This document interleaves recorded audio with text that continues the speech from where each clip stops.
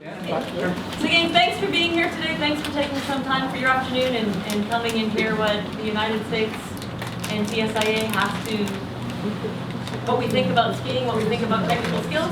My name is Robin Barnes. I am on the PSIA National Alpine Team. This is Michael Rogan. He is the captain of our National Alpine Team. And I would just like to invite you as we do this talk for the last 20 minutes or so.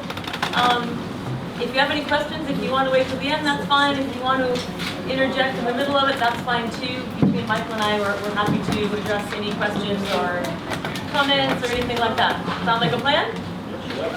Todo bien? Fantastic. So this is our, did anybody go to any of the USA on snow sessions today? Yes. Okay, so this is going to be a lot of similar information, so hopefully it'll be good to sort of hone in some of the things that you worked on out on the hill today. This is our learning connection model. In PSIA, we believe that there's 3 areas of instructor development: teaching skills, people skills, and technical skills. And this lecture specifically will talk about the teaching skills. A little historical perspective on how we came up with our 5 fundamentals. In Interski in St. Anton in 2011, we presented that there's many different types of good skiing. There was racing, there's park, there's free ride, freestyle. All different types of skiing that we identified as good. We showed up at Interski with big fat skis when most of the other people had on slalom skis, and we talked about the fact that there's so many different types of good skiing, and how we accommodate those different types of skiing is by blending skills. So if you're on a big fat ski, maybe you're doing a little bit more twisting, a little bit more schmearing compared to the slalom skis, which was largely a tip and a carve. So we went to that Interski and we basically brought in it's all good approach and all good attitude. Different types of skiing, we were happy to say, it's all good. Come ski with us, we'll take care of you no matter what. Through that process of being at Interski, working with our membership, and interacting with people like yourselves at Interski, we realized that our diversity was our strength, but it was also our weakness. We identified all these other types of great skiing, but what we hadn't really done was clearly defined what good technical skiing meant for us in the United States. What are the concrete things about great skiing that we can really, at the end of the day, hang our hat on and say, this is important for us. So that's going to bring us to our 5 fundamentals. And I'm going to go over each of the 5 of them, and then I'll be on a list at the end. They're also in that handout. So feel free to take pictures or not, but we good so far? So our first fundamental is controlling the relationship of the center of mass to the base of support. So base of support simply meaning if I'm on 2 skis, where my weight is over those 2 skis. If I'm on 1 ski and it's flat, my base of support is smaller. If I'm on 1 ski and it's on an edge, it's still smaller. So that's my base of support is going to change. And we want to make sure that we're moving our center of mass, that relationship is always effective. Hi, how's it going? Are there any extra handouts back there? Yes. Cool, great. So ways we can move our center of mass in relation to our base of support is we can move our center of mass forwards and backwards relative to that, or we can move our center of mass or our base of support forwards and backwards relative to our base of support. Our second fundamental is the ability to control pressure from ski to ski and direct pressure against the outside ski. Anybody talk about that today out skiing? Okay. Third fundamental has to do with the edges in the snow and the ability to change the edges, whether they're going more on edge or less on edge, through inclination and angulation. Inclination meaning body is tipped in, angulation meaning creating some angles with my body.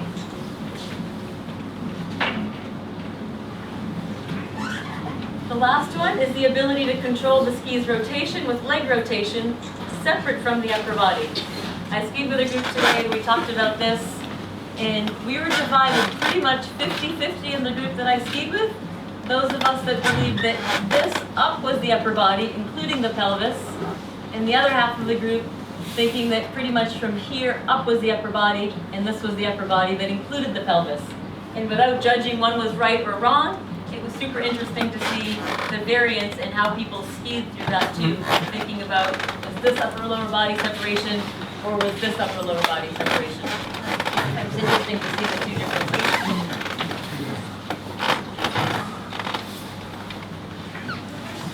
And lastly, the ability to regulate the magnitude of pressure created through ski-snow interaction.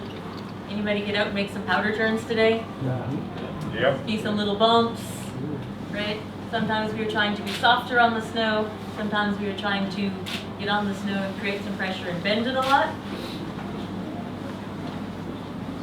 So in a nutshell, these are the 5 fundamentals of what we consider our great skiing.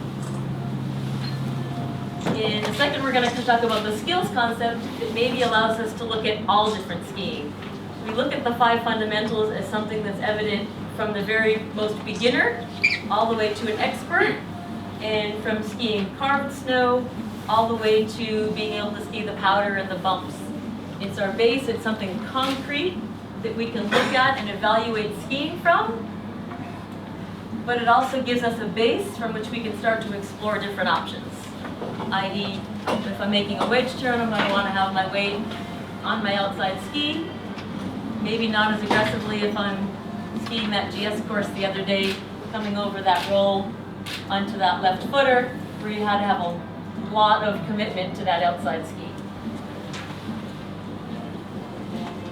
Good with those so far? Anything to add so far?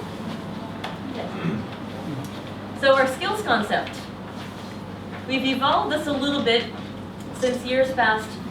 Our skills concept to us has largely to do with what the skis are doing in the snow. What's the interaction like? There's 3 different things that we can get our skis to do on the snow. We can twist them, change direction, faster or slower depending on if you want to steer them or pivot them. We can tip them on edge or off of edge, and we can bend them either less or more. Hence we have the 3 different skills of rotational control, edge control, and pressure control.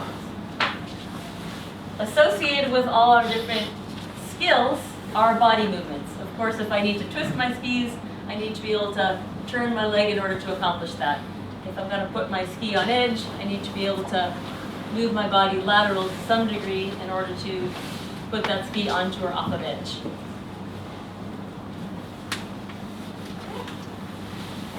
Balance. I think it's not just in the US. I think this is a thing that ski instructors do all over the world, where we go out and we ski and then we sit in the locker room or sit in the bar and have a beer and start talking about skiing, and then it leads to maybe a debate about skiing and maybe even ultimately to a heated debate about skiing. And this is one of those things that for me has always been one of those fun debates.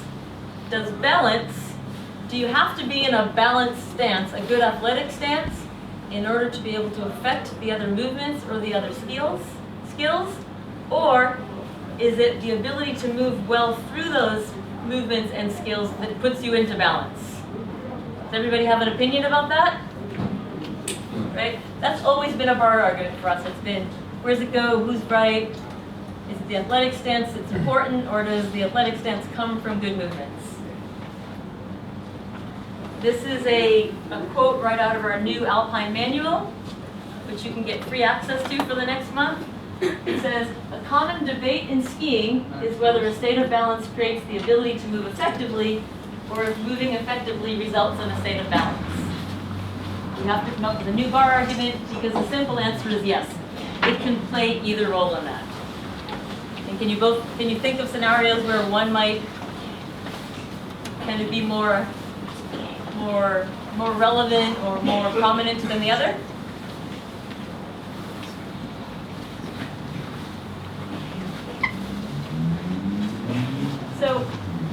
An issue that we face in the United States is sometimes people confusing what might be a coaching cue with what are our 5 fundamentals. And that was largely the reason that we came to these very concrete fundamentals. Sometimes when we're out teaching skiing, and whether we're teaching skiing or teaching clinic, maybe we'll use a coaching clue that you need to go across the hill and your inside hip needs to be higher. Maybe the next day, that instructor or person goes in another clinic with another coach, and that coach says, well, you need to be able to drop your outside half of your body more over your outside ski. What can happen is those 2 coaching cues or teaching tools can, to a lesser experienced instructor, become confusing. I'm going to guess that in this room, we're all pretty clear in our minds that that means that we need to be balanced over the outside ski. So that's one of the reasons we came up with these fundamentals, so that some of those coaching cues don't become what people take home and think is the religion or think is the dogma.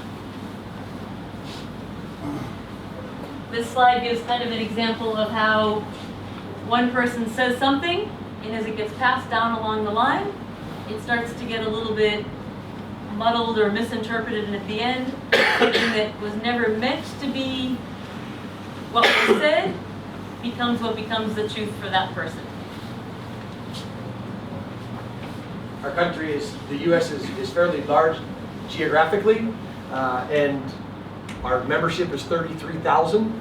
So, as Robin says, a clinic can happen and somebody can say something about, hey, try this, and that then goes from a clinic with Robin Barnes to a clinic with somebody from a division, and they say something similar, but it kind of is a little bit different. And then the next generation is clinicking between instructors and instructors at their own ski school, and suddenly lifting the inside hip becomes technique for that area, and it loses sight of what Robin has said so well, which is, let's just keep our balance and our pressure towards the outside ski. And that is a challenge that very quickly in the US can happen. It can go from a clinic with Robin to a clinic to a divisional person in the division, high up in the division, a trainer in the division, to a ski school, and then a group of instructors working together. And very quickly, in the space of 4 different interactions, we go from a very good fundamental of being balanced against your outside ski to you got to lift your inside hip. And that is a place where we found, because it's such a big country with lots of ski teachers, is a challenge for us. We have to meet that. So, as Rob was saying, that's why we've decided to say, nope, there's 5, and we're always going to go back to those 5. We're always going to hang on to them and never lose sight, and always come back and always come back, so that we don't end up with a technique that says, lift your inside hip. It's a great coaching cue, but it is not fundamental for us. It may work for you, but it may not work for you. Thanks, Michael. I had somebody in my group today ask me if, when we're out teaching and clinicking other instructors, if this is the terminology that we use when we're teaching. Balance against the outside ski, move your center over your base of support, create or affect the edge angles on your skis through inclination and angulation. And it isn't. It's more of a self-dialogue in most teaching situations. If we can recognize that with this student in this task on this terrain right now, here's what I want to accomplish, I know in the end that I need to affect one of those 5 fundamentals. However, because of what Michael was saying, when we're out teaching, and maybe we're teaching to keep your zipper, your jacket zipper, down the fall line. Maybe we're teaching an exercise like pivot slips. Maybe we're teaching hold the poles out in front and always keep them based on that gentleman from Levy there who's going to tell us why we should do the next Interski in Finland. Hold it right there.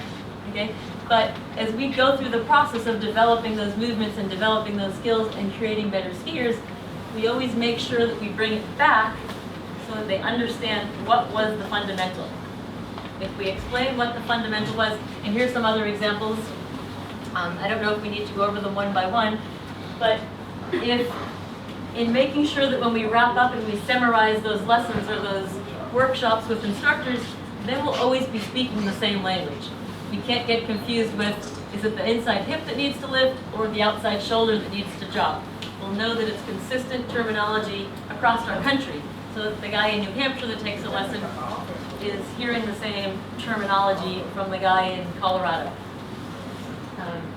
And again, that will help to understand the difference between what are those coaching cues, what are the exercises and teaching tools we use to affect that change. It helps us as instructors know what the performance outcome is when we start to develop a lesson plan, when we start to develop lesson content.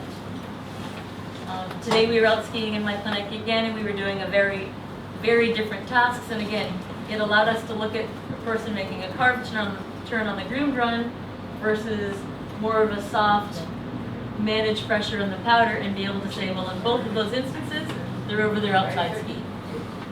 Maybe they were leaning uphill, so we could analyze movements around something concrete in those 5 fundamentals. It allows me to self-coach and self-learn.